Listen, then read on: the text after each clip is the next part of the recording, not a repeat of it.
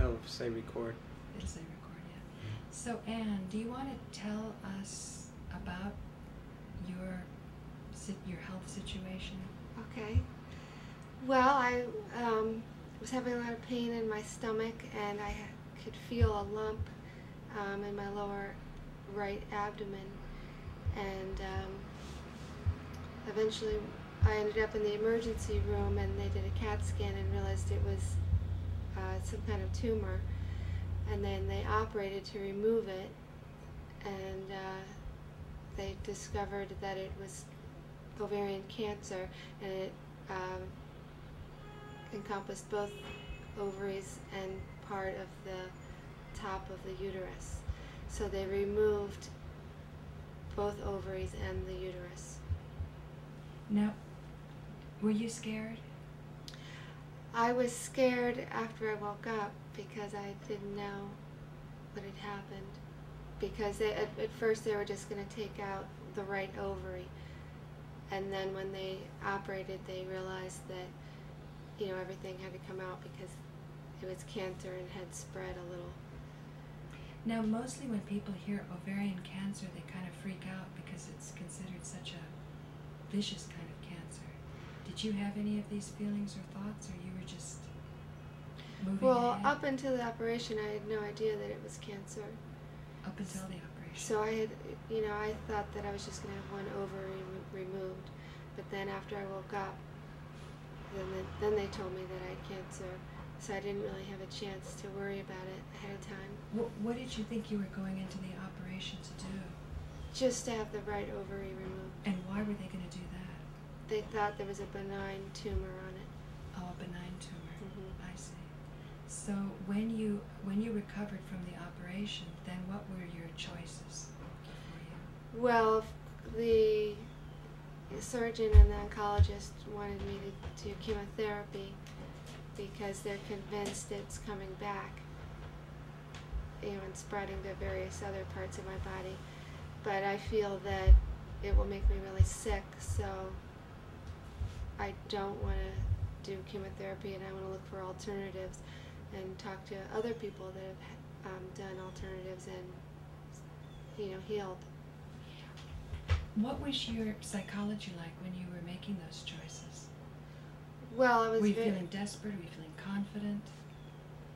I was like having an emotional meltdown, and I was very emotional, crying, and more I was crying because I didn't want to do the chemotherapy. I felt why didn't you want to? Because intuitively thinking about it made me feel sick. And I felt intuitively that it would make me sicker. But some people say no pain, no gain, that you got to get to a certain end, you have to do that. Was it that you were scared of it? I'm very scared of it. You were afraid? Yes. Okay. And then that fear maybe led you to also feel additionally sick, huh? Because you felt maybe like a victim, or why all this happening to me? Yeah, I was trying to figure out why I had gotten cancer in the first place. If that can be figured out, I don't know. And then I've always been drawn toward alternative, health food and alternative therapies. So I wanted to see, try that, because that's what I feel most drawn toward. Okay, now before we go into the whys, let's ask Daniel here. Daniel, how did you feel at this time when Anne discovered? While Anne is going through all of what she's just described, what were you feeling? I was feeling pretty, I don't know. It was, I was feeling angry, depressed, sad. But I was also feeling, I also felt myself find a deeper strength at that time. I felt I need to take a certain position of charge in certain areas. Things that were important to me before we found this out became so small. Right. Thing like even personal things like my anxieties and my complexions and all those things just disappeared, and everything became clear that, like, okay, here's something that has to be addressed and dealt with, not only, you know, for Anne, but it you know, I realized this is something that's going on in the whole world, and it made me focus more on, like, you know, the medical profession as well as, like, you prioritized. yeah, Now, as well. Did you know? That's when. Did you know before Anne recovered from her operation? Did you know before she did that it was a whole new ball game? She thought she was just going to remove one ovary for a benign tumor. No, it was, you know, we all thought it was just going to be But you found out ahead of me, though. But no, we found out it was just a lump. It was while she was actually in the operation, when the surgeons would come out and say, okay, we just opened her up. They go back inside, and they would come back out and say, okay, we found not only one tumor, but 2 tumors spread. Then they go back inside, and we'd sit there and wait, and they'd come out and give us more information, and then it was... No, when you say we, it's like her mother and her father and you? Her mother was there, yeah. I was sitting there so with you her guys mom. are constantly getting like a blow-by-blow account as the Yeah, it felt like I felt like I was in a boxing ring, and the surgeon was coming out and punching me in the face, and I was like, you know, and then he would go downstairs and he says, okay, now we're gonna check to see if it's cancerous. Went downstairs, came up, he's like, and he didn't tell us. He had the paper folded, and he went into the room. I guess he was gonna open it up in front of all of the surgeons, because she was still cut open, and they didn't know what to do, because if it wasn't cancerous, they wouldn't have removed everything. But since they found out it was, they had to make a decision and take everything out as a safety precaution, so it doesn't spread. And you know, that was it. And then it was, you know, for a good month or so, it was very you know, I didn't sleep very much at all. Like, I didn't sleep at all. It was constantly around the clock. But now, while the operation was going on and Anne was unconscious, and you were getting this information, from what you know of Anne, could you kind of estimate how she would be reacting to the information you were getting, even though she was unconscious at that time?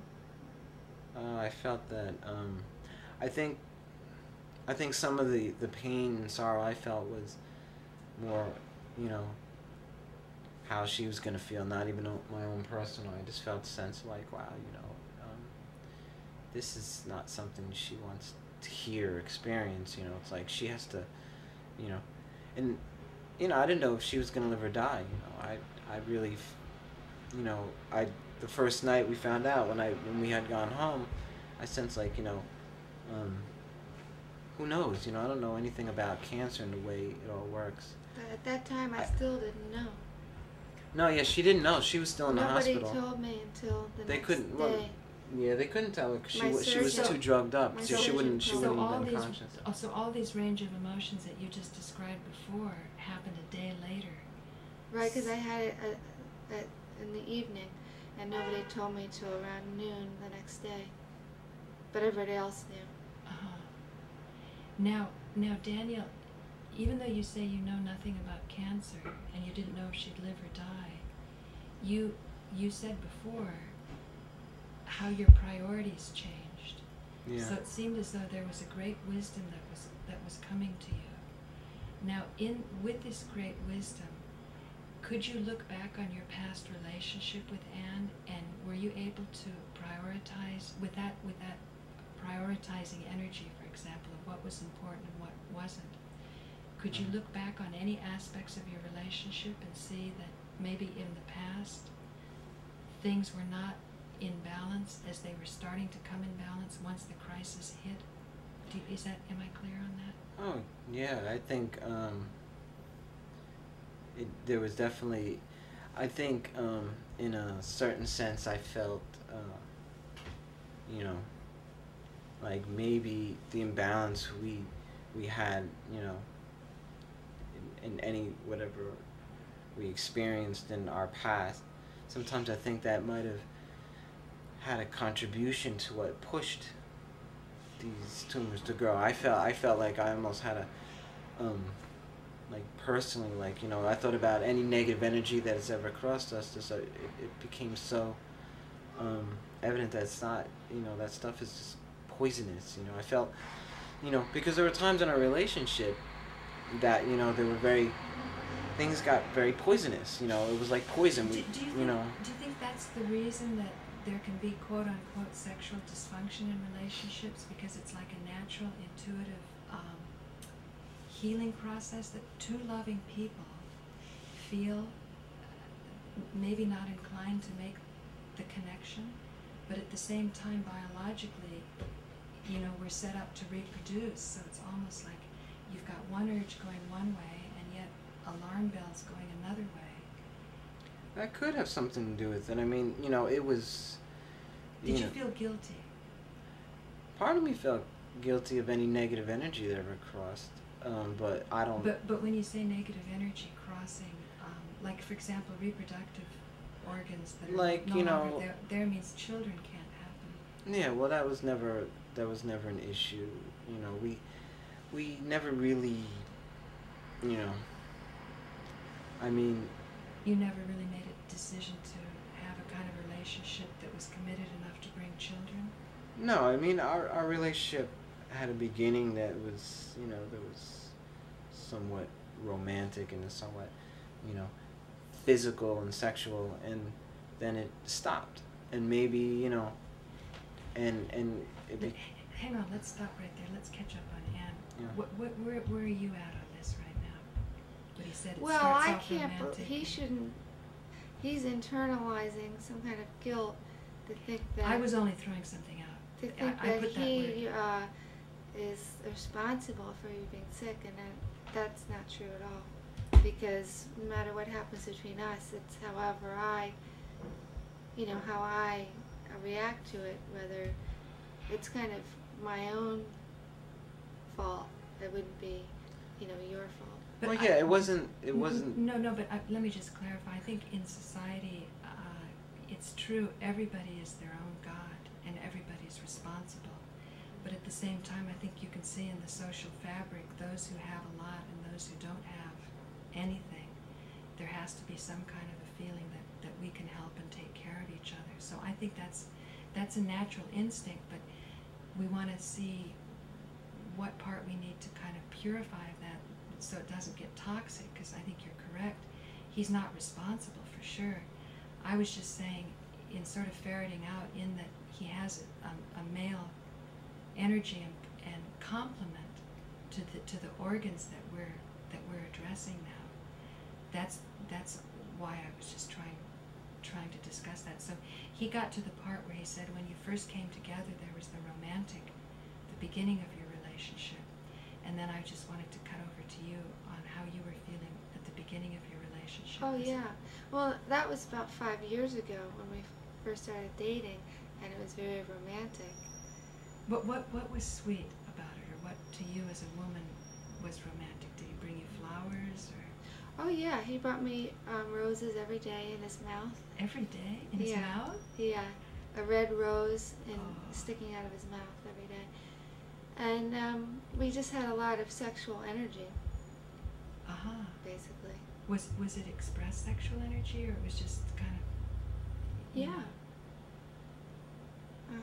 And you were happy and comfortable? Yeah, pretty much. And you, Daniel? Yeah, it was very, it was just like, at the time, it was just very magnetic, very, you know. Healing, huh? It was very healing, because, I mean, you know, it felt like, you know, at that time, it's like a lifetime of, like, you know, sorrow and suffering had just, you know, disappeared for a while. I don't... In her presence. In her presence, yeah, you know, it was, you know, there was a lot of, you know, emotional, physical, and I think that's what maybe at the time, that's what we both needed. I don't, you know, for a while I would try to recapture that, but I finally come to the realization, even recently, like, you know, that was a certain time, and what we experienced at that time was meant to be experienced at that time. How long was that? About maybe honeymoon. maybe 6 months of that, Yeah. which 6 seems months? seems natural when I view the people in their relationships and the Well, fact. we don't have to compare or evaluate. Now I'm just trying to think. So after about 6 months, then what shifted? Maybe you want to say, Anne, or what was happening for you? We're after- just sort of Or getting. you agree with the 6 months that he's talking Yeah, about? I think something like that. Uh-huh. It started getting more on and off and having periods of just being friends and then shorter periods of being romantic, and it would sort of switch on and off for a couple of years, I guess.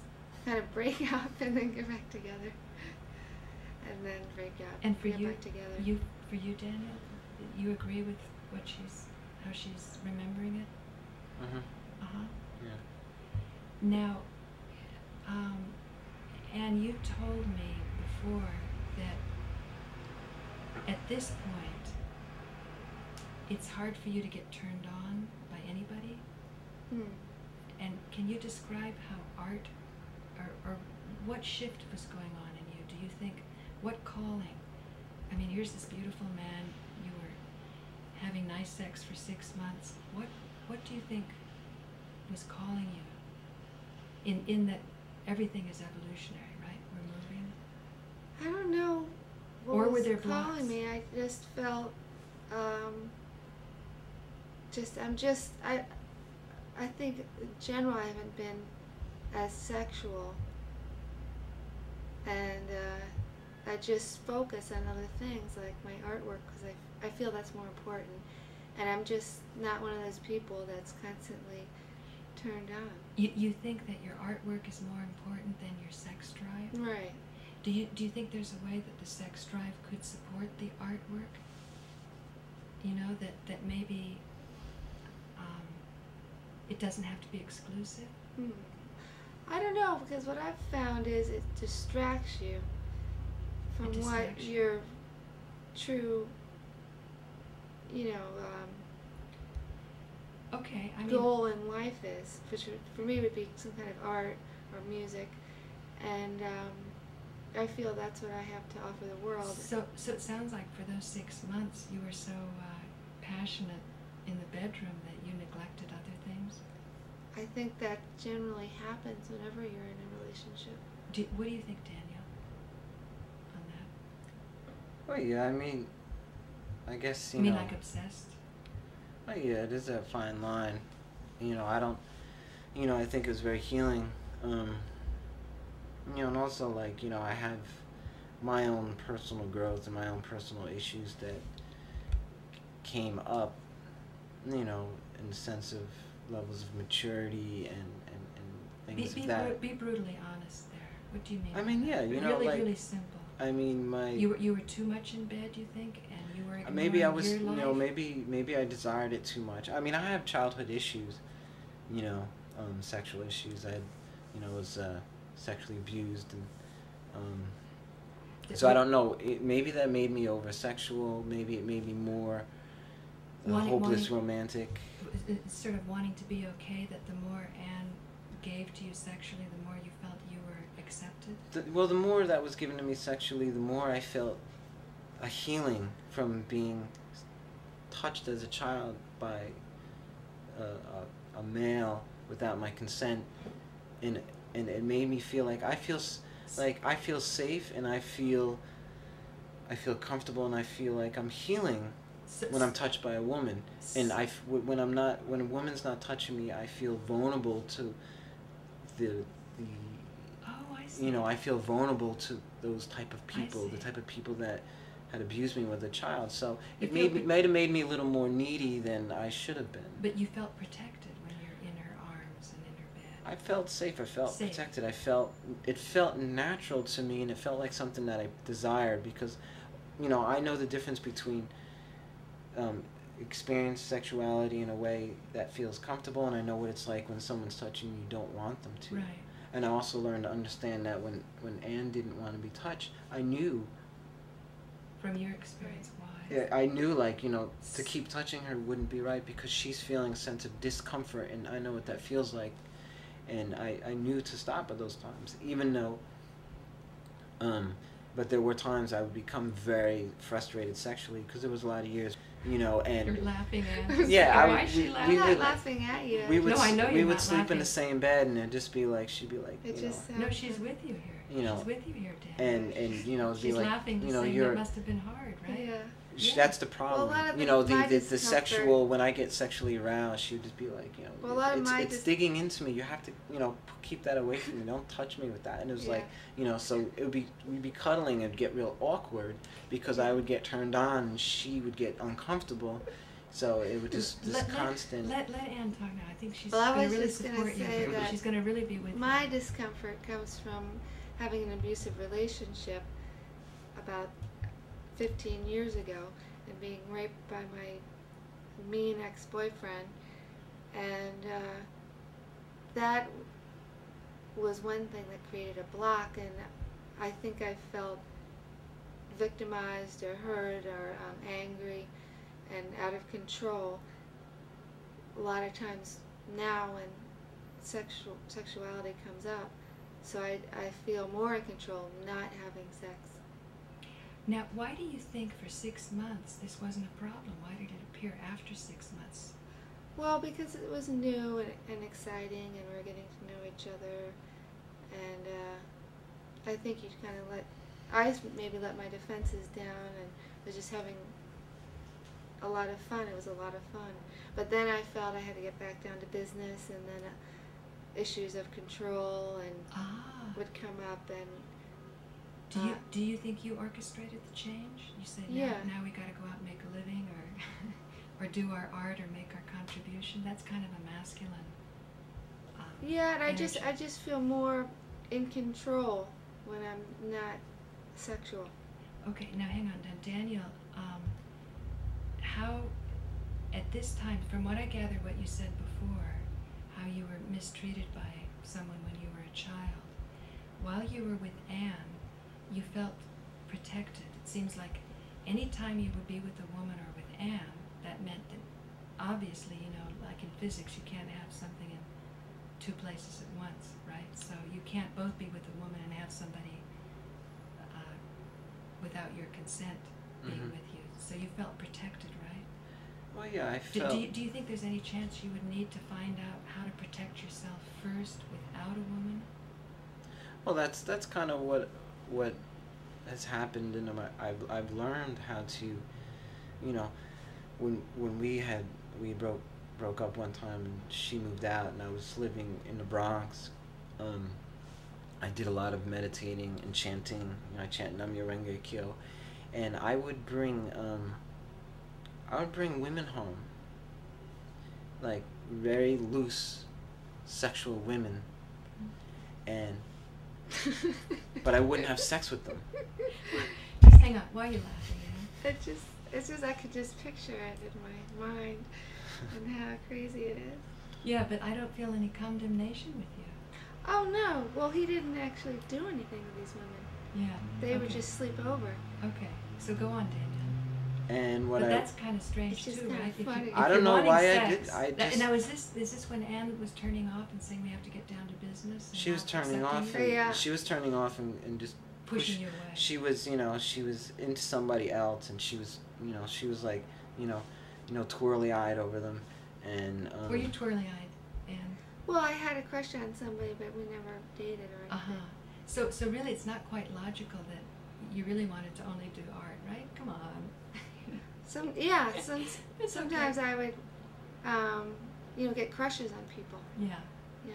Got it. Okay, so Daniel, you were picking up on this energy, and you were a little insecure. Well, yeah, we all worked in the same place, so I couldn't avoid it. Oh, it's painful. I couldn't run away from it, and that was, you know, that made me realize, like, you know, how insecure I can be. It also showed me how I have jealousy sometimes. It also showed me a masculine side of myself that no one ever taught me. You know, I had a masculine side to protect or to own. Well, understanding. To claim your woman like that. Well, not even, just more of there was something controlling me from sort of an animal instinct, And I was trying to control that with my intellect and my sincerity as a civilized human being, and I was struggling with it. I was struggling with my animal nature and my humanity and my intelligence as a civilized person I think to he balance means it out. animal nature is jealousy. Yeah, because I've watched, in nature you see when an animal mates with another animal and another animal steps in, the males become very, they'll fight. And I felt that kind of energy coming up. And the thing is, this person also, I like them, so I couldn't figure out why am I angry with this person and the energy that I was feeling. Oh, the guy, you like the guy? Yeah, he's a very, very cool energy. He's someone I trust like a brother. Right. So it became, I started becoming aware of these certain instincts, and it made me look deeper into, like, okay, myself as a human being, but there's also part of me that's like an animal, and now I need to address this and learn how to separate the animal and human being, because there's a difference. And I started going into my meditation and my chanting, and is that how you stayed celibate for 5 years? Yeah, pretty much. I mean, Did you feel a standard of loyalty to Anne, or you really loved her? Well, yeah, I mean, you were hoping I felt the you sense. Would get back to that 6-month honeymoon time. I felt like, in my mind, I was like this, this misunderstood prince who was fighting for his kingdom and his heir, and like, and I have to struggle through the world and learn these things, and it was just, it's all just. And she would come back. She was at the end of the. She would come back. She would come back in a sense of the security of my friendship, because I would never push her away if she came to me and said, "Oh, Okay, got it. Just a second, Anne. Where are you on this now? Because this is pretty interesting. Yeah, I'm not surprised. I mean, that's what I mean, you're his queen. Yeah, that's very flattering. And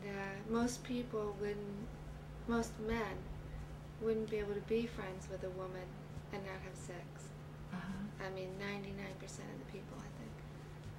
But do you think that was fair to him and even to you?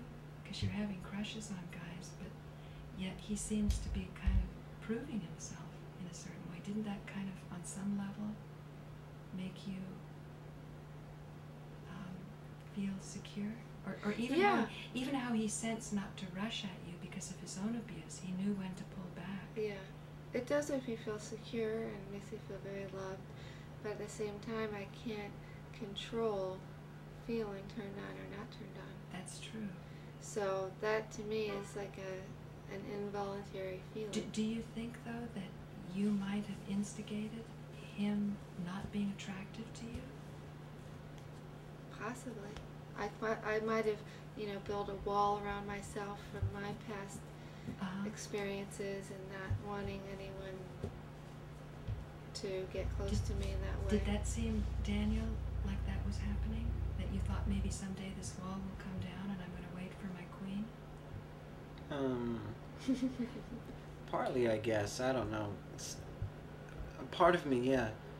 Part of me thought maybe she's just, she has a wall of issues she has to go through, and also I figure, she also needs a friend to be there for her, and, I felt, because I enjoy doing things with her, when I do activities like painting, sometimes we used to paint together, even paint the same painting, or we paint next to each other, or, things we do now, we go to the beach, or, like just anything. I mean, we eat dinner, we have creative energy. So, I mean, that stuff is attractive. Like, if I took my hormones and I was able to turn them off, which, just like she says, she can't turn herself on and off, I can't turn myself off either. It's like the opposite. Sounds like you really tried, Daniel. Oh, yeah, no, I tried. You're bringing sexy women home. I mean, she's not responding to you, but you're not really having sex with them. No. Why'd you bring them home? I don't know. I thought they needed a place to stay. They needed a place to stay, and And that was okay with you, Anne? You didn't get jealous? They just needed some place to stay, and they needed a safe place. So I mean, maybe I would feel differently if I saw them together. I didn't want to. I didn't want to take advantage of them because I knew they were loose women. I know anybody else taking them home would make them have sex with them, Right. and I took them home, and they were when we didn't have sex, they were a little confused. But I wasn't confused. I was so sure of myself, and I was sure, like, you know what, I understand what I'm doing, and whether it's right or not, that's how I felt, you know. And also, I was also looking at the energy of feeling the energy of, you know, I don't mean this in any abusive way, a tainted woman, a woman who's got the energy of being with different guys. And Anne wasn't like that. Huh? No, I didn't feel that with Anne, like. But I felt that with these women, so I could see a difference, and that's what also kept me loyal to Anne, because I felt like, well, her energy is not tainted in that sense. I think he's trying to make me into some kind of moral, you know, virgin or something, and I'm not. I don't think he's making. No, that's not what I mean. These are really his feelings. These are my feelings. They have nothing. They actually, in the beyond. I mean, they have nothing to do with that. You know, they really have to do with my perception, whether it is true or not. That's how I felt, and you know, I'm not saying that's what Anne was or is. You know, it's just more of a sense of maybe I was discovering what kind of man that I'm growing into and what direction I'm going. You know, so I was going through just my normal, I believe my normal growth as a person. Sure, I see that. Now, Anne, you said that you weren't jealous when he brought these women home, but was part of that because you were so confident of how committed he was to you? Do you think on some level, even if you weren't quite conscious of it, that subconsciously you knew that Maybe this guy subconsciously is waiting for you? Yeah. Possibly. And yet at the same time, although it's admirable on one hand, on the other hand, as women who want to be kind of turned on and kind of claimed by a man, the very fact that he's loyal to you can kind of be a turnoff. Do you think? Is anything Maybe there? Because it's too safe. Too and safe? you always know it's there. Because then, didn't you seek out someone else or have some, Yeah. Talk about that. What was that like? Well, later on, I dated somebody, and but just for maybe a month or two. Uh-huh. And what happened? What was the sex like? And Did you have sex? Yeah, I had sex, but I had the same issues of Being abused? yeah, and so Rushed I'd onto? start crying and this and that. Now, so this wasn't magical like it was with you and Daniel, right? Right. Because you and Daniel had 6 months of I playfulness. mean, there was other times during the 6 months where I'd start crying, just from flashbacks. Flashbacks? Of But you kind of weathered through it in those first 6 months? yeah.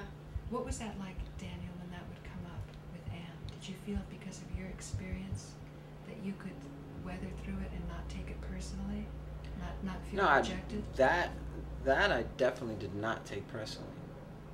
Though that's, And I was very aware that, like, okay, there's something, the nature of the natural progression, even as a species, there's something blocking it here. I knew it had nothing to do with I or her. Something else, an issue that has never been dealt with, was there. But since I barely knew her, I mean, I didn't know. I just knew. I identify with the energy of not wanting to be. She reacted in a way I've never reacted, but I understood that. Okay, there's an issue here, so I just sat back and, it made me a little frustrated because, because she wasn't accepting you sexually, right? Well, no, I'm more frustrated that she wasn't dealing. I felt this is just the way I felt, and it's not right or wrong for her. I just felt she wasn't dealing with something that has occurred in her life, or whatever's going on mentally, emotionally. She's not facing it, and I realized I had nothing to do with me. That was years ago. Yeah, that was, she. I got you. You're saying something deep. What do you think about that, Anne? Yeah, he always said that, and I just wasn't sure what he meant by dealing with it. You weren't sure if he was perhaps saying it because he had his own selfish interest of, wanting to, you know, be with you physically, sexually. Well, I don't know. I think he was really thought that it'd be in my best interest to deal with it, but I didn't really know what that entailed. So you could accept that he was saying that as a friend. Yeah. Yeah. Now in those first 6 months, it didn't happen just one day, all of a sudden, you know, super honeymoon, and then the next day, you know, hang-ups and blocks, and No. it happened slowly. So were there times when the blocks would come up that it was just a little bit of a block and a little glitch, but then you would overcome it? Yeah, I think there's various degrees of. Do you think in those instances where they come up and you do overcome it, because like Daniel said, he wasn't taking it personally, that the relationship could actually grow stronger and that the blocks could start to be healed? Was there any indication? I think that it does make the relationship stronger, because the person is accepting you, even when you have dysfunctions. But I never felt that I was really healing. You never felt that was healing? No. Do you think, Daniel, it could have happened? A healing could have happened? Oh, healing could happen with anyone at any time, but not. But I'm meaning specifically here. These instances where you said that she reacted in a way that you wouldn't have reacted, but you could understand, and so you just sort of sat back and sort of allowed it to play out. But it sounds like it wound out. Well, yeah, I there's also some things that I can't, you know, I have to let people go their way. I mean, you know, it's like, you know, from a recovery perspective and all, you know, or a 12-step way of looking at things, there's certain things you have to just let go of and focus on your own issues, because by doing that, like Anne's saying, you know, get on with business. Part of me getting on with business is I believe in taking care of my mental, emotional, and spiritual growth, and spending too much time in someone else's issue can make my personal life very dysfunctional. And then, you know, because I do have to. Got it. And did you feel he was cutting off from you when you were just starting to heal? That's why you never felt a healing? That he didn't stick it out with you enough? No, I never felt that. You didn't? It just sort of ended. I just, you know, if I'm not attracted to someone. No, but what I'm trying to do is I'm trying to see, can we go into the mechanism of attraction and find out at what point is it like a gift from nature, you know, it's fun, everyone calls that term the honeymoon. Yeah. Is there a way that we can take this gift and use it to heal? Instead of saying, oh, now it's over and I don't want to deal with that person's issues and he shouldn't have to deal with my issues. And then the conclusion is no sex. Yeah. Well, I guess you can use it if you feel that way when it first starts, but I don't know how you can bring it back. Maybe once it's gone, I don't know if that's possible. Maybe it's a high degree of education. I mean, there's something very sweet between you know, right now. When you were talking, Daniel, about bringing these women home, the way Anne laughed, it was not at you at all. It was not judging. She's going, oh my God, you know, I'm not, you know, giving him sex. He wants sex, so it's so obvious. You know what I mean? She's with you on that. Did you feel that, at least on that level, or even up until now, she's with you? No, I don't know. No. Somebody who understands you? And that you may be closer even than in your first 6 months, and that there's a huge magic. Definitely. Even now? We're definitely much closer than we were 5 years ago. I mean, we've been through so much together. Do you think that the sex 5 years ago blocked you from being close? Because you were in the sexual abandon and you were seeing a person. But it's more as a sex superficial. object? It's more superficial. More superficial? Mm-hmm. See, I see, I never viewed sex as superficial. I viewed sex as a language, and for me, I feel it's a language that I can't express with her, and so I've learned to deal with it. Like, okay, that's the language. But hang on, just a second. You say you can't deal with her, and yet you said something very profound before. You said that this was an issue she needed to look at, and she didn't look at it, and she finally took it out on her body. So that means you know something. You're learning to communicate. You know what I mean? Not that you have to go out and find somebody else that speaks your language, but perfect your skills. Does that make sense, Anne? Yeah. That if any man at this moment on the planet holds the keys to you understanding what eventually your body had to take on, that it would be him. Can you describe now, Anne, what it was like when they took the tumor out? Because I think that's very poignant. Oh. Well, I was telling you earlier that, well, my stomach had been bloated for 2 years. And I always joked around that, you know, I had a baby. And that her name was Baby Violet. And that, you know, I was pregnant. And,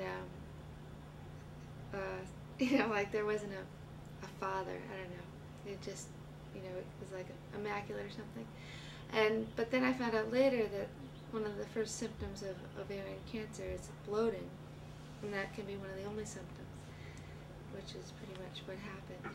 But then when I started getting, you know, a lump and intense intestinal pains, and I couldn't figure out what it was. Pregnancy was losing its charm. Huh? Yeah, and it was getting, of course, bigger and bigger, and the tumor ended up this size. Now, Daniel, were you alarmed at this point? Because you're still a friend of Anne's, even if you're not in a sexual relationship. What was going on with you when her body was changing in this way? I don't know. Were you scared? No. You weren't? Well, no, and I mean not. I haven't really looked to see if there was fear there. I just felt a sense of. Don't you think Anne should have been scared? It's something worth being alarmed about? I just feel like you mentioned something about, you know, higher education, you know. Oh, I was just speculating. But I view things like, you know, I believe like feelings of fear shouldn't be, you know, if you feel a fear for a certain sense, you have to take certain action, and part of the action is not staying in a state of fear. So I felt fear wasn't the answer to solving the problem. I felt, okay, you know, if there's a problem, we find a solution, and then the solution will be something that we use all our instincts, our mind, our body, our spirits, our community, now, everything we need. Using all your instincts, what did you think the solution was? Do you think that Anne had sexual hang-ups? And that well, I mean, it's little. I used to get it was always mixed signals. I wasn't sure, you know. I thought like, all right, I thought Anne had a sexual hang up, and then she had a crush on someone else. Like, oh well, you know, she doesn't. Then she just has a problem with me. I went through this whole scenario, and I was like, oh, now she, but then emotionally we spend time together, and all of a sudden there's this other person. Emotionally you spent time together. What does that mean? It means we were still sort of, you know, we had a sort of emotional, and I don't know, it wasn't emotional energy, but there was no physical emotional. Now, Anne, that emotion that he's talking about, is that something that is part of taking you from 5 years ago to now to a deeper place? Definitely. Definitely. Anytime you know someone over a long period of time, I think. No, it's just not. No, I'm meaning specifically this. He's talking about a time. He's talking about your sexual response. He's saying if you're having a crush on someone else, it's not that you've got a problem. It's that he's the problem. You're not attracted to him. But at the same time, it seems like he was getting mixed signals because you also had a deep emotional connection. Am I hearing you right, Daniel? Is that what you're referring to? Well, that's what I was feeling. I don't know if that's what was really going on. Well, therefore, the crush would not be as profound as your emotional sharing. Does that make sense, Anne? Yes. And yet something was driving you to sort of explore sexually with someone who wasn't even giving you as much emotionally as what you had right at hand, but you weren't turned on to. It's some kind of chemical reaction or something. Yeah. Right, right, right. But the deeper emotional connection wasn't there. It's not logical though, is it? Well, I believe No, it's just chemical. But what I'm saying is, when I'm saying it's not logical, we're trying to find out what happened in the chemistry that's hurting our bodies so much, or making them go in a not such a natural way, because it wasn't a natural pregnancy you're talking about, right? Right. Yeah. Can you talk more about that? Well, yeah. I mean, I loved my baby. Little Violet. Baby Violet. I loved her, and I talked about her, and I'd rub my stomach and say, "Oh, baby Violet's hungry," or "She's bigger today." And But I was happy. You thought it was Candida? Maybe Candida. Your something logical, wrong rational with my. mind. I thought it could be something intestinal. But you were happy. Yeah. I thought there was something going on, but I thought maybe it was intestinal. But I, just made up this imaginary baby. How old were you then? 2 years ago, so I was 34. So 34. So 34 would be about the time that women would have a child. Yeah. Right? So you were probably biologically in sync. It's just that it wasn't really a child. Right, it wasn't really a child. So then I was a little, depressed when I found out that baby Violet was really a big cancerous tumor and had to be destroyed. And then that was the only baby I ever can have. I never had any children, so that was it. So describe more of that. That's when you came out after the operation, those feelings? Yeah. Well, when I found out my uterus had been removed and everything. So not only did they take your uterus away, they took away baby Violet. That's right. And she was trying to take over my body. I mean, she was like a toxic baby. And that made me sad too, because that's the only baby I had. It made you sad that you loved something that was toxic? As a mother loved a child? Yeah, that my child was like a bad thing. Or not in terms of, my body, it was a bad thing. Do you think because you have felt that grief, that's why you don't have to do the chemotherapy? Because you say your blood... Tell about that.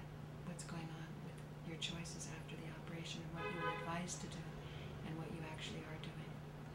Well, they can measure the amount of cancer in your body with a cancer antigen test. It's got a CA-125 level, and before the operation it was 241, which really isn't that high. Some people are 1,000 or 3,000, and then 2 weeks after the operation it went down to 91, and now it's at 35, which is the normal range is 0 to 35. That's a normal person. Do you think that's because you have a really big insight into what was going on? I mean, really, do you think most women in the cancer ward after an operation would grieve for the tumor that was taken out as if it was a child? Do you think most women would do that? No. Now, do you think people would think you're crazy for thinking that way? Maybe if they had known that for 2 years I carried the baby, maybe they'd think of it differently. Well, I'm not saying that, but I'm saying, isn't it kind of interesting that you're not doing a very aggressive therapy, and you're coming through it? Well, I feel that I'm doing a radical therapy of my own because I'm totally changing my lifestyle. So I don't feel like I'm just sitting back doing nothing, because I think if you did that, definitely you just get sick again, because if you keep the factors the same, then the same result's going to happen. Don't you think that part of your acceptance of radical change is to have a conversation like this on camera with Daniel?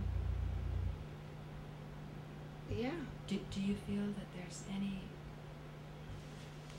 places that you can go to, that you can revisit with him? Are you talking about past bad experiences? Well, just perhaps. I mean, I don't know anything. It's like Daniel. You heard her talk about how she felt about her tumor. What do you think about that? Is that crazy? That she felt a toxic tumor was a child? No, well, she didn't know it was a tumor.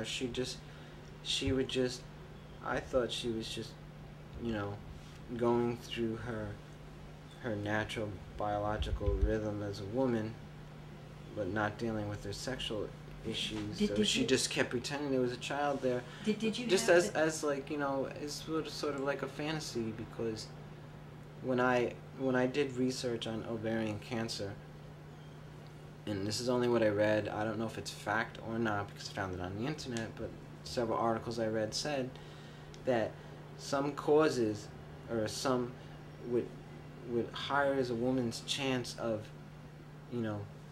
getting ovarian cancer is if, A, it's genetic, or B, if a woman doesn't have a child by a certain age, they're more subject to ovarian cancer. And I don't know if that's true or not, but I was saying, well, maybe, the fact that she didn't, and this is all just a theory that I'm just throwing out there without any fact, that like, well, maybe because her lack of desire for sex, because the area where she got the cancer is the area she would, anytime you would go there, it would create tension and energy, and then it was always like she didn't want anything there. So that's where she was abused, in that lower area, that chakra, when she had been raped by that boyfriend thing. So that area was, maybe those cells went cancerous because she never dealt with the issue. And my mom used to say, well, I had an aunt who had arthritis. My mom used to say to me, I think she just brought it on herself and just kept believing she had arthritis till she finally had it. Or she just, You're saying a lot of very, very deep and wise things that comes from research and comes from your own, well, let's face it, heartbreak, right? Because you're very much loving a woman and the sex is not happening. Now, while this was not happening, do you think in a certain way you also participated in the fantasy that even though Violet was a tumor, you got... He did. Well, we had no idea it was a tumor. I thought she was just pushing her stomach out. How I didn't know. You didn't believe me that it was sticking out. I thought she was forcing it out, making a joke. Make a joke? I thought she'd be like, look at baby Bob, I'm pushing her stomach. But I kept telling him I wasn't. Right. I mean, I find it delightful that you're laughing and you're humorous about this, and I think this is why your recovery is happening. It does sound crazy. But it sounds crazy, but you know what's crazy is people who are not recovering. Well, that's the sad part. People who... You can go into a spiral of fear, like a downward spiral. And you guys don't have that. I felt I need to really go the opposite direction and do everything that I know to be healthy. And I didn't think that poisoning my body with chemotherapy, and that's all it is a very strong poison. I didn't feel that was the right choice for me. I mean, I have talked to people who have done it and they swear by it, but for me, I didn't think that was going to make my body healthier. Right, but it is a kind of a punishment to the body. But don't you think, in a way, you've already punished your body? You've denied your body a beautiful man because of some certain hang-ups, right? At a certain time, at least. You have crushes, but they don't seem to have, at least until this point, they don't have the emotional closeness that you share with this man. So the only way to resolve it was you pushed it off onto your body. So it's almost like you've already taken so much abuse. Who needs the chemotherapy? You've learned it. Yeah. Do you feel like you've owned it? Like you've owned it? Well, I think that I'm definitely better. I understand it much better now. I would say that. And you, Daniel?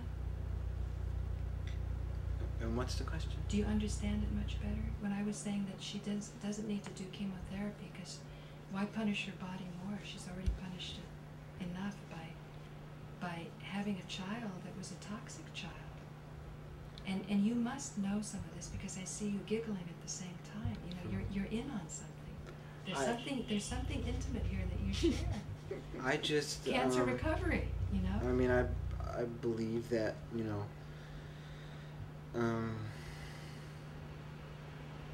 I don't know what she's learned. I've seen a change in her activities, her negative thinking. She had more negative thinking before.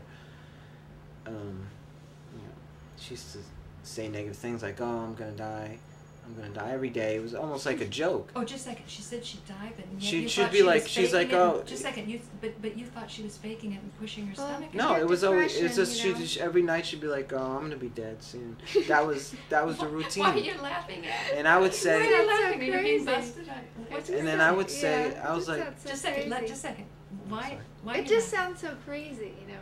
And yet you. But know, it, you know, but it's it a form happened. of depression. But it happened, right? I've had You're- depression for many years. But so you. I would say that. So you'd say that. So Yeah. so you're acknowledging that Daniel's not making it up, right? No.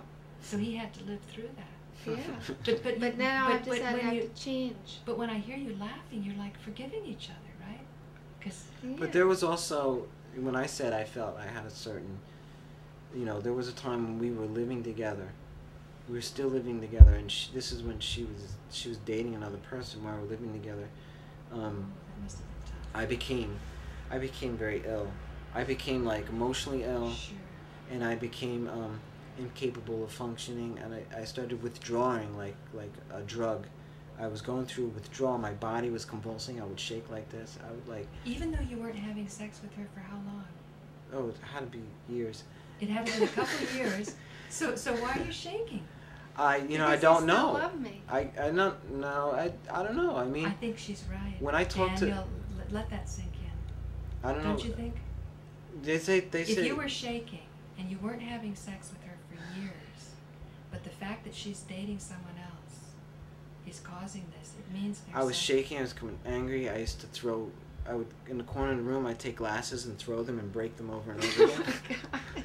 And I was, you know, and I spent a lot of, you know, and I'd be angry and raging, and I would punch my punching bag, and I would scream and rage like an animal. And then I realized, and it was releasing these toxins. I realized this is poison. I got to get it out of my system. And I was like in a boxing ring trying to get this poison out. But what's happening to Well, you? I now? asked Without- him. What's happening without to you? dumping it on her.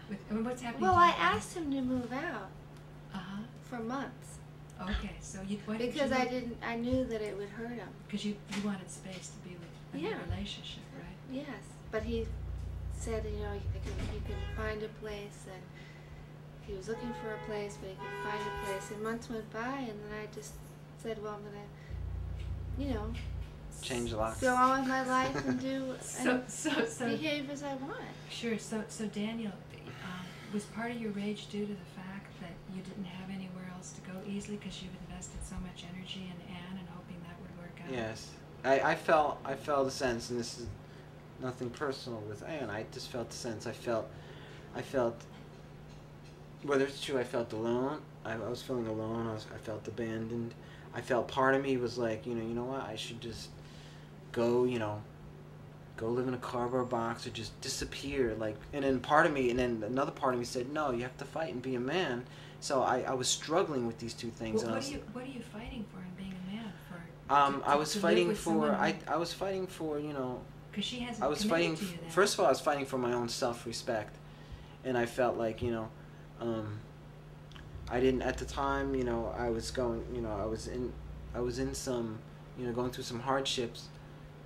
More financially than I am now, and I can't say that was an excuse. And I don't know. Maybe it would have So been. you were a victim of circumstances? No.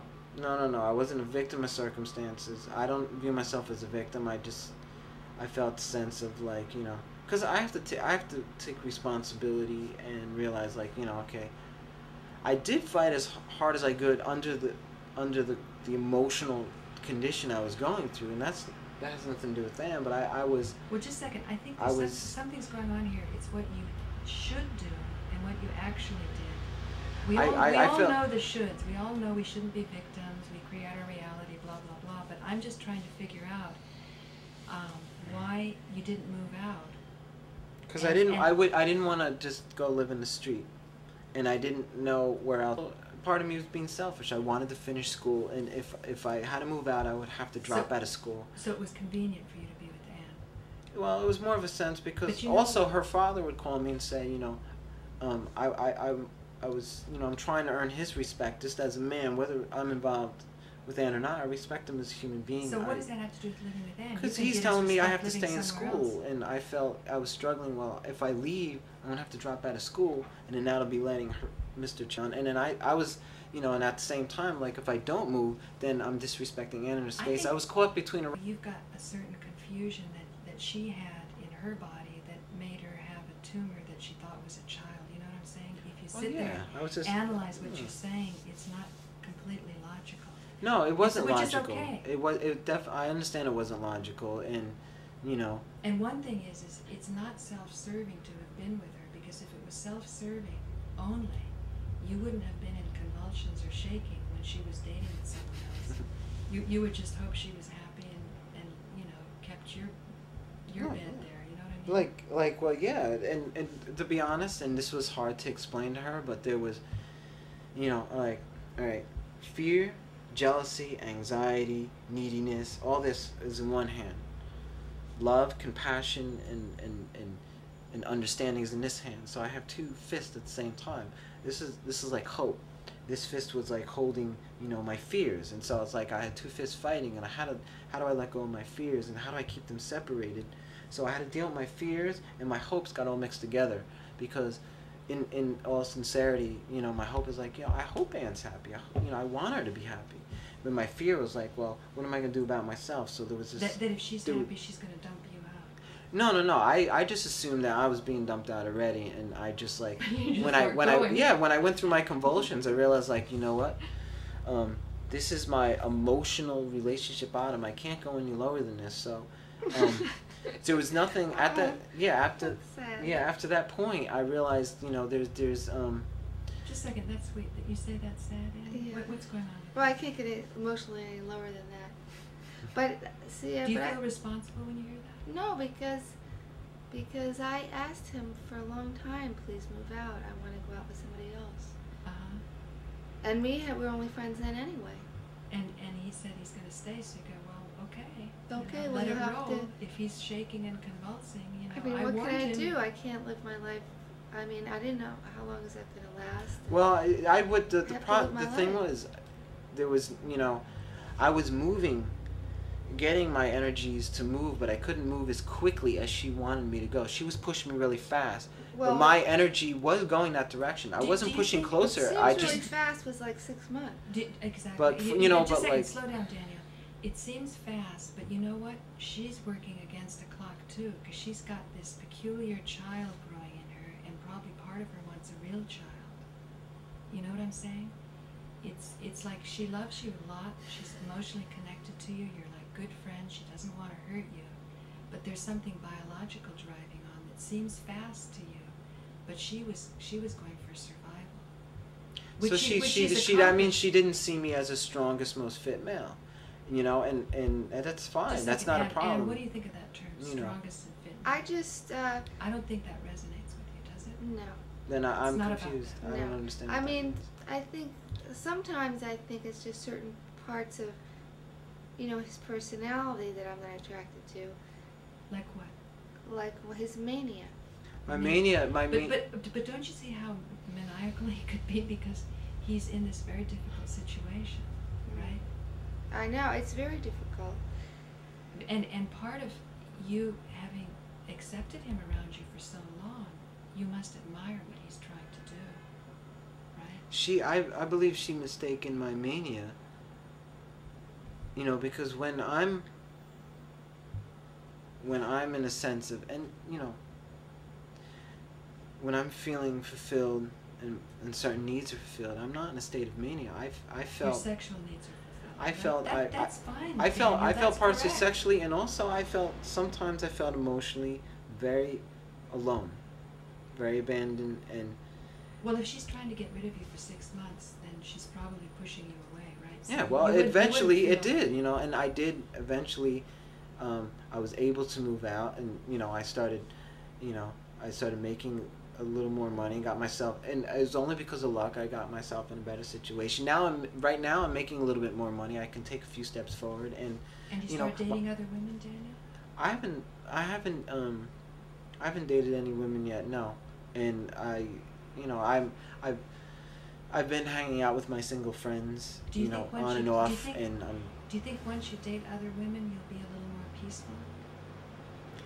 You know, 'cause you say you're not I think I'll be more satisfied. I mean, now that like Ann and I are friends, and I've accepted that she doesn't, there's no sexual desire and things of that sort. I accept that. I accept it. And Do the you part really, in the do you sinc- really believe that in your heart of hearts, that she doesn't have sexual desire for you, or that it's blocks? I don't want to And- answer that question and- because and- it and makes just it, let's it let could Ann pin, do it, 'cause I you don't don't know wanna the do- answer. I think he thinks it's blocks because he's always asking me to marry him. Uh-huh.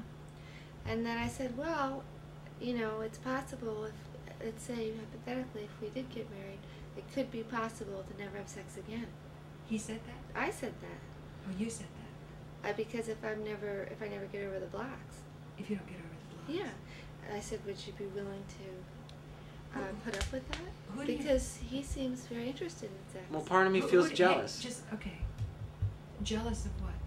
of the fact that like she's gone out there and she's had sexual experiences with several different people. Well, don't you see she's trying to heal? She's trying to get over her blocks. I mean, she laughed so nicely at you when you were talking about bringing home those women.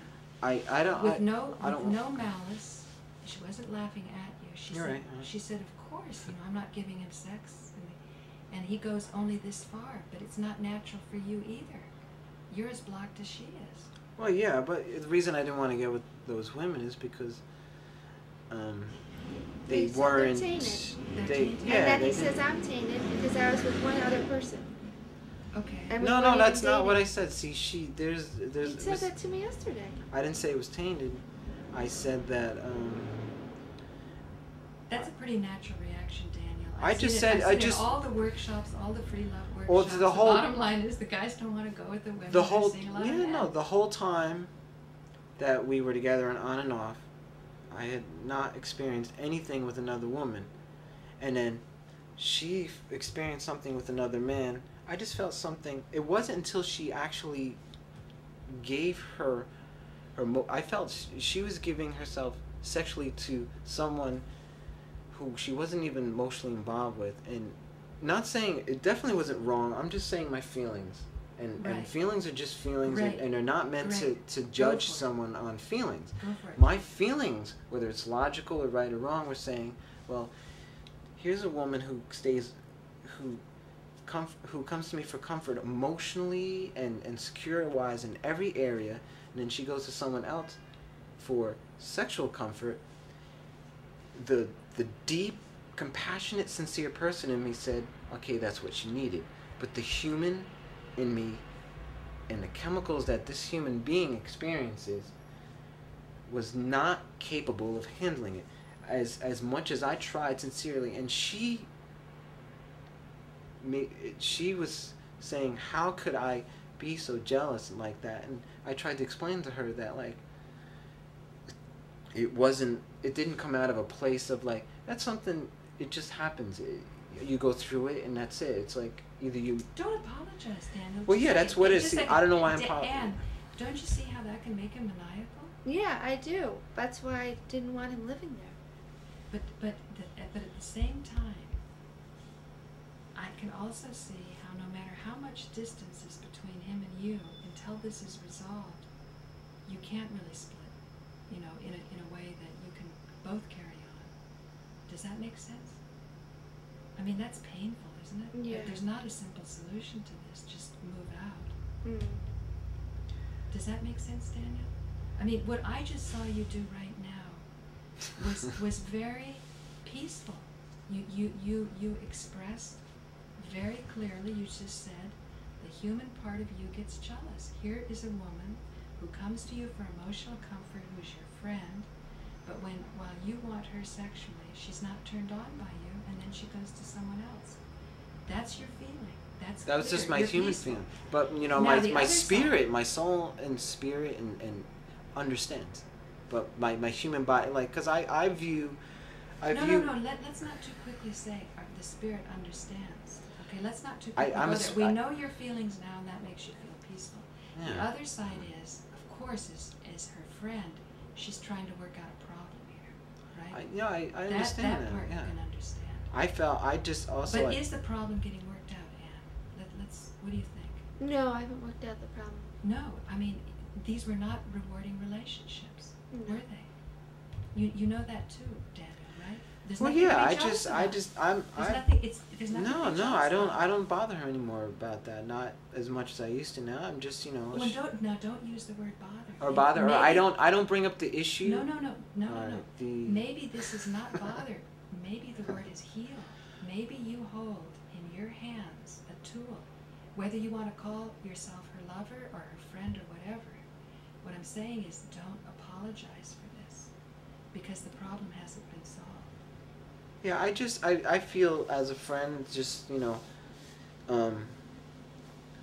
because in a lot of ways, she's been very kind and giving and sincere, you know, in the sense of, like, you know, sometimes I'll go over her house and she'll have 2 plates laid out and meals all cooked, and, you know, she'll be like, oh, well, I just made some spaghetti, I thought you might be hungry.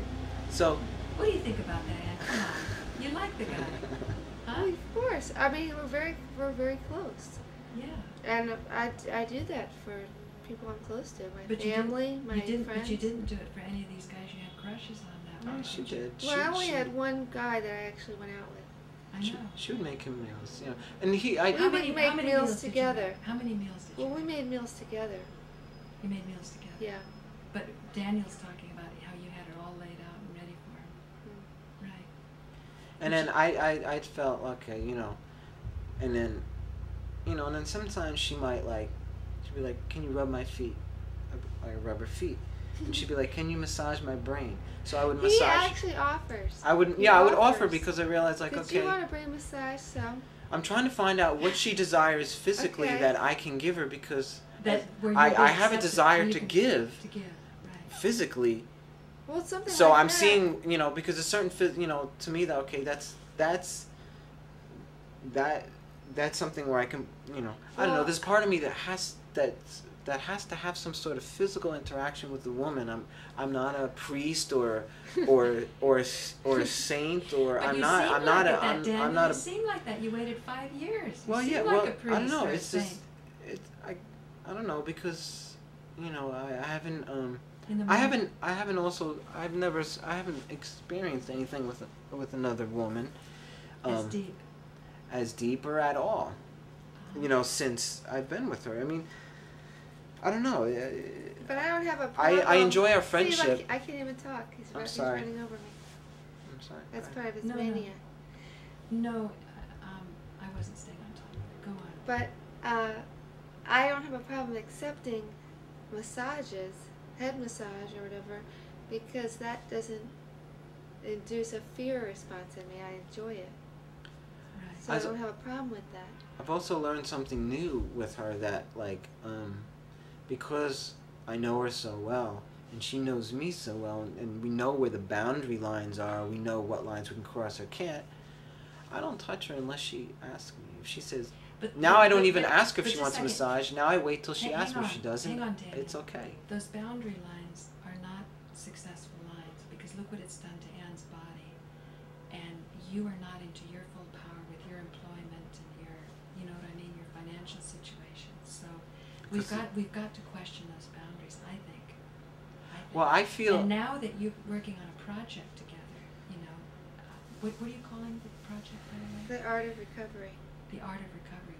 Might I suggest the art of Anne's recovery? The art of Anne's recovery. Or we could add the art of Anne's and Daniel's recovery? What do you think? Well, I don't know. It's something to keep in the back of your mind. Because aren't you opening I'm up recovering from many other things, you know. I mean, everybody's. I mean, what's the recovering. biggest? Sure. The biggest shock that we have to recover from is being born. First of all, as little babies, we're born into this great big world. I mean, that's got to be the most shocking, traumatizing thing. I think everybody's in some state of recovery. Here's something shocking happening right this moment. we're working on a documentary about recovery from cancer. And we're doing it in the face of a society that says it's undoable. It's usually a one-way ticket, radiation, chemotherapy, and then, you know, you're out sooner than later or later than sooner. Because we're raised to believe that. Yeah, but you see, you guys are stepping out of those boundaries now. So if you can step out of those boundaries, why not explore the boundaries that you've set up, that you've dealt with so far, and see if there's more flexibility there too? Because there's like, okay, here's... You're scared, huh? No, here's Anne, and then here's like, there's this barbed wire fence here, there's a dog barking there, there's an open spot here, but then there's a man who has to check your identification here, then here there's like, you know, then there's all these like sharp objects sticking out, and if I go there, I get cut, or I get hurt, and if my heart goes there, it's gonna cut it, and there's no reason to stick my heart in there, so I keep my heart over here, because she's protecting herself, but we get along fine. But I can reach my hand in there and I can touch her fingers. See, she does that. She boom. Now there's no problem. We've connected. That was sweet. You know, and that's like. See, some women would be offended with all of that. They wouldn't offer their finger. You know what I mean? So I see the thorns, and you know. I've seen a very articulate man here express. You know, he doesn't seem maniacal.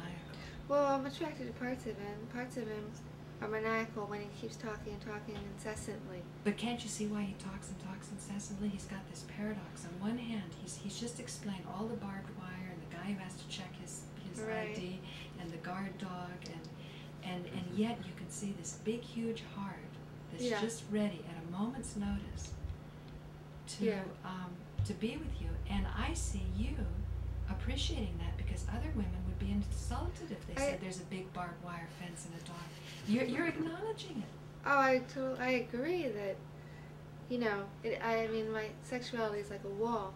I don't, right now, at this moment, I'm focused on other things. And I don't really feel the need to explore my sexuality. Really? Is that going to go on for a while? Is that my phone? That's right. Yeah. It's your brother. Okay. Daniel, how do you feel about what she just said? That's pretty intense. She's on to other things. And well, yet I feel a certain support, because like it's not like she's focusing on her art, she's focusing on her creativity, and you know, from an artist's perspective, because you know I'm very artistic and I'm very passionate about art as a language. I respect it. You can move into that language too. Oh yeah, that's a language that we can share, that I understand. You know, okay, that's a language we can share. There, with that language, we have no boundaries. With the artistic language, we can go beyond, like beyond. You know, it's just like, that's the great thing about that's a language we could share, because like that's pretty exciting, Daniel. That is it. No, I find that very exciting. That's why I love doing creative.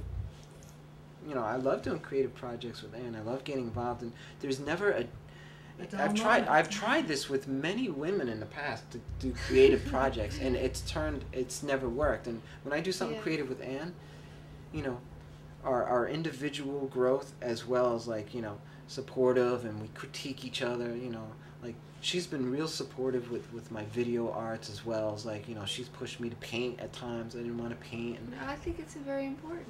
As well as I would like critique her painting, give her some support. You reach a lot of more people. You can reach the whole world, you know, with your artwork. I don't know. As opposed to making being love in bed for 12 hours a day. What's that going to do?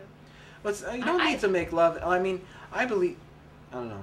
That's another, you know, fantasy. I mean, What's your fantasy, Daniel? Go with it. Because I'm looking into your deep healing nature, and I see it there. Well, I see art as a passion, and sexuality spirituality as a passion, and why can't you bring them both together? Why can't you bring them together, Anne? Come on. But I'm not saying Anne. I'm not saying Anne has to do that. And I'm not saying she has to do it with you I'm either. saying how I'm not I saying feel. In a certain. I don't know other area. how you could bring them together. With anybody? I mean, I don't know what that means. Saying bring it together is very vague. Okay, Daniel, what's it mean? Are you talking about specifics? What's it mean? You know what it means. Go for it. I mean, it's like... You're a healer. Come on. You're an artist. It's like, all right, when someone touches you, and they touch you the right way, which means, you know when someone's touching you in a very compassionate, sincere way, or whatever way that you desire, you fill with energy, you fill with excitement, you become very arousing, and that's the same feeling you get when you're creating a work of art or when you're doing music. It rouses up that same energy. When you were doing pranayama today and I touched your spine and your back, what happened? Did that distract you or did that help you focus? What was it? Be truthful. Don't worry about hurting my feelings. It made me feel good, and I felt, like I said, I felt safe. I didn't have a boundary there. I felt, I enjoyed it, and I didn't feel you had a boundary. And then afterwards I felt like, I felt like I should touch you back, but I didn't, because I wasn't, I was just sort of observing rather than engaging at the time. Well, what I was looking for wasn't a touch back, although that's very nice too, for sure. I was wanting to encourage you to stay with a practice that is usually very boring to people. To breathe in one nostril and breathe out the other is it's kind of boring, and yet I know of no better practice at this moment than to sit on this beautiful location on the East River, where the water is flowing from the south to the north, which means prosperity, where you can pour out your blocks. It was and it opened up. You opened up my lower chakra. Even though I touched your back, because what I was concerned about was that you weren't going to be comfortable sitting. It made me feel comfortable, and it helped like you that put your attention on the back. That gesture, that energy of touch, healed a lot of my frustration. Also relieved like a whole ball of sexual tension. Well, and then I felt more open and freer to, But do you? I became more focused. But do you see how by attending to the breathing, because I made sure that your fingers were moving back and forth on your nostrils, that touch there was just a support for what you were doing with the breathing. But you can see how it's difficult, even for a woman my age, when the touch back comes, that although that's nice, because I, unlike Anne, do not think you have to separate sexuality from artistic or any other kind of contribution. But in order to be taken seriously, it's it is difficult for women, because I think we sense the divine in us, and we want to go there. And I see you too, as painful as this process is, and as much as Anne's gone through with her tumor/child/abortion, you're transmuting sexual energy. You know what I mean? Does that speak to either of you? Well, I just know when we're alone, there's never, I'm being more sensitive to what she's feeling. I already know where my sexual energy is. Yeah, but you know what? I don't sense sexual energy that coming from her. I don't feel Just a second, Daniel. I think you need to come out in your power more, because I think part of you backing off and letting her do her blocked thing is making her turn off to you sexually. No, just a second. She's been. I've moved forward. I've moved back, and it's like. There's not a simple formula. No, there's no simple formula. You've got to get to deep, deep places of feelings. And what do you feel about the pranayama this morning? You clearly can sit quietly. You sat quietly with me me for an hour in the past. Mhm. That's really amazing. So you It's don't. not you hard don't, for me. It's not hard for you. No. Did you understand why I put my hand on Daniel's back, or could you feel me trying to keep the focus with the whole group? I didn't realize you'd put your hand on his back until just now. Until just now. Yeah. And what do you think about that? I don't know. I don't know why. You must have had a purpose for doing that. Did you feel while you were doing the pranayama? Could you feel Daniel with us? Could you feel that he was doing it, or Mhm. that he was fussing in his bag and moving around? Yeah, I taking know off he his was shoes and fussing. putting them on? Yeah. Now, do you think that you have just kind of turned off to him to sort of let him do his thing, while you can do your thing very well? You can sit there and do pranayama. You don't even know what's going on next to you. You know what I'm saying? Mm. So whether he's with you or not, it's not making a difference. But to me, it was making a difference. Well, it does make a difference. Yeah. Because underlying, you have a underlying sense that somebody's a companion with you. They're doing it also. Now, when you first heard that Daniel wanted to come with us when we did the morning pranayama, did you think he could do it? I didn't think he'd be able to get up this early. Okay. Now, other than getting up this early, did you think he could sit for an hour and do pranayama, knowing him like you do? Yeah. You I thought think he could so. do The it? hardest part would be getting him there. Do you think, though, that he does that just because he wants to be around you? That he came today just to be around That he me. would never do this on his own. Probably wouldn't do it on his own, but Isn't that kind of amazing? And don't you kind of feel that if you could help him do something like that, including giving your body, that could be a good thing too? I That- would never give my body just to help someone. You don't think so? No. I wouldn't. But just I like- would but never, To me, never, that's never. not a I would healthy. never. That's not healthy. I wouldn't want. Look at Mhm. Anne. I could have gone deeper if I kept breathing myself.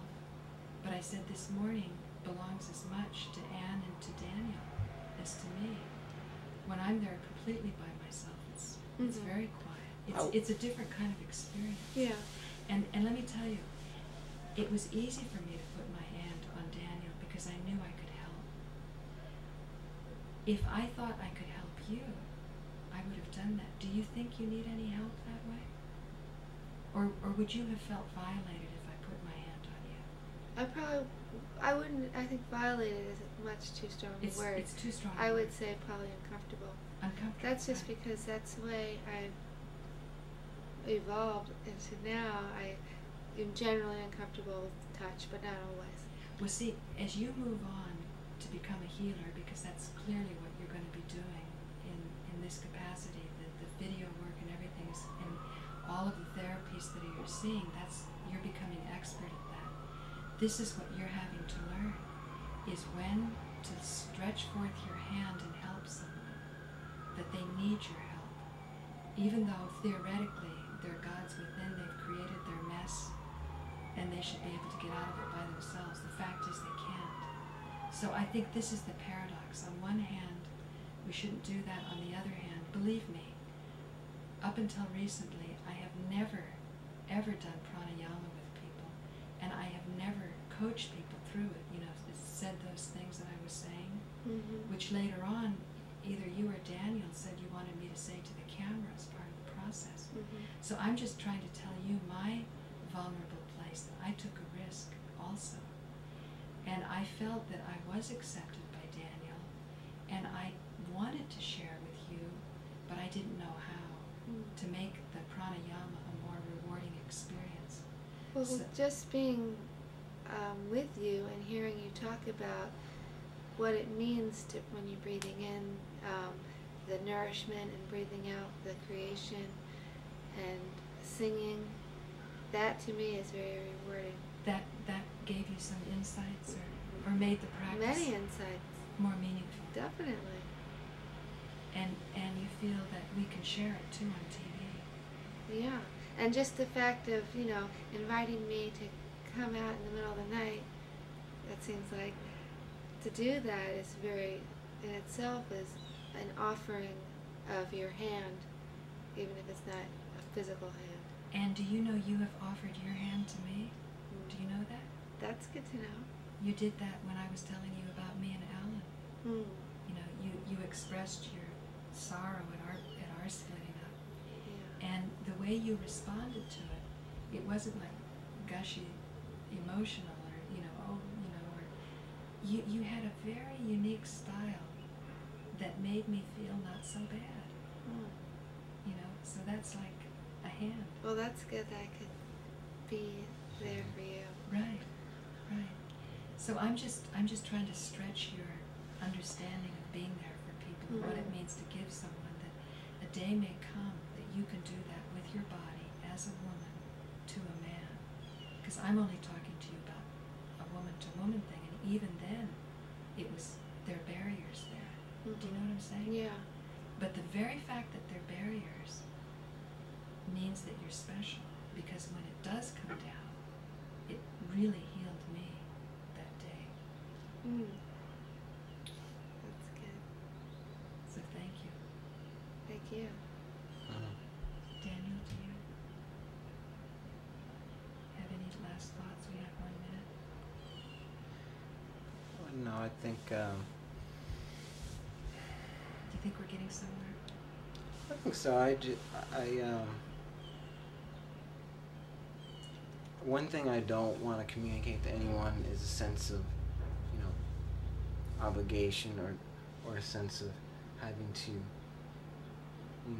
like Would that what make the you Buddhists sad? and Hare Krishnas teach me is like. Daniel, we got 1 minute. How do you feel right now? What are you feeling? I don't know. I'm just feeling a little tension here, Okay. and I just A little uncomfortable at the a little bit, yeah. intimacy between me and Anne, because we went pretty deep. No. I just feel, I don't know. Just sort of, I had a thought of, trying to find pleasure out of giving without receiving is part of my goal, because it seems to be, if I can learn to feel healed and heal others. I appreciate that you wanted to. I don't know how to do that. Okay. I don't know how to experience Okay. that in full. Good. I don't know if it's possible. You asked for it. Without needing from others, So that's make what life easier. So that's what you'd like to do in the future as we keep working on all of this. Well, yeah, right? at least in this relationship, because I find In the all less re- I need from Anne, In all relationships. it makes us get along much better. Because then I'm not asking her things that puts her under any pressure, and then I'm happy, she's happy, we get along better. I don't, if I don't need something from her. Don't you think all of the audience that's watching this wants that too? Yeah, it's. We're here for you, huh? Let's be here for each other. Yeah, I don't. Thank you, Daniel. Cool. Thank you, Dan. Thanks.